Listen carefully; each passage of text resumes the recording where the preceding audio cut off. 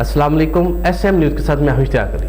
खबरों का सिलसिला बढ़ाते हुए खबर शामिल करते हैं बुआना से। बुआना में रेवेन्यू की रिकवरी और दूसरे मामलात का जायजा लेने के लिए असिस्टेंट कमिश्नर मैडम इकरा मुस्तफा की ज़ेर सदारत असिस्टेंट कमिश्नर ऑफिस में एक मीटिंग का इनेकाद किया गया।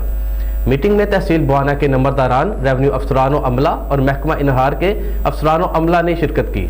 मैडम इकरा मुस्तफा का कहना है कि हुकूमत पंजाब की हिदायत पर रेवेन्यू की वसूली में किसी किस्म की कोई कोताही बर्दाश्त नहीं की जाएगी। इसी हवाले से मजीद तफसीलात जानते हैं अपने नुमाइंदे मोहम्मद अफजल रुमाना से।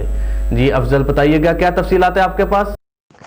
जी बिल्कुल, बुआना में रेवेन्यू की रिकवरी और दूसरे मामलात का जायजा लेने के लिए असिस्टेंट कमिश्नर मैडम इकरा मुस्तफा की ज़ेर सदारत असिस्टेंट कमिश्नर ऑफिस बुआना में एक मीटिंग का इनेकाद किया गया। मीटिंग में तहसील बुआना के नंबरदारान, रेवेन्यू अफसरान और अमला और महकमा अनार के अफसरान अमला ने शिरकत की। इस हवाले से असिस्टेंट कमिश्नर मैडम इकरा मुस्तफा का कहना है कि आज की मीटिंग में नंबरदारान, रेवेन्यू और महकमा अनार के अमला ने शिरकत की है। मीटिंग का मकसद नंबरदारान के मसाइल सुनना और नंबरदारान के तमाम मसाइल तरजीही बुनियादों पर हल किए जाएंगे। इसके अलावा रेवेन्यू महकमा के नंबरदारान के साथ बाहमी तल्लुकात को फरोख्त देना है। मैडम इकरा मुस्तफा का कहना है कि हुकूमत पंजाब की हिदायत पर बुआना में रेवेन्यू और अबियाना की फौरी रिकवरी यकीनी बनाई जाएगी और टैक्स में खुर्द बुर्द करने वालों के खिलाफ कानूनी कार्रवाई की जाएगी। आज रिकवरी के हवाले से हमने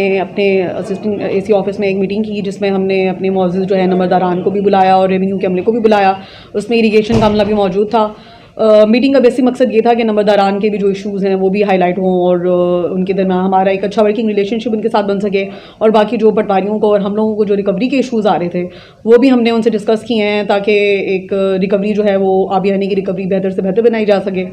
और उम्मीद है कि इंशाल्लाह ताला इस अच्छे वर्किंग रिलेशनशिप के ज़रिए जो है रिकवरी का प्रोसीजर हमारा स्पीड अप हो जाए।